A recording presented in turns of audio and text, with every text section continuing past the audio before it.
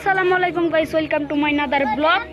আজকের ব্লগে আপনাদেরকে কিছু দেখাবো না। আমরা তার মানে এই যে দোলন করে আসলাম ঘুরতে, মানে তাই আপনাদের সাথে শেয়ার করে দিলাম।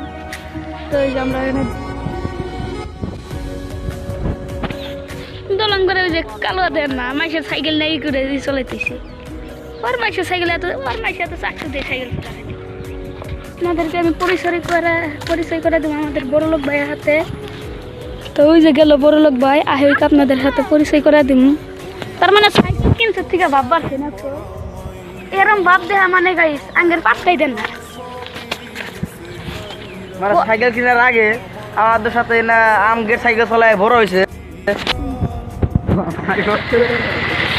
তার মানে কি ওর সাইকেল ভাঙ্গা দিচ্ছে? হ্যাঁ, হাতে আমার সাইকেল চলাই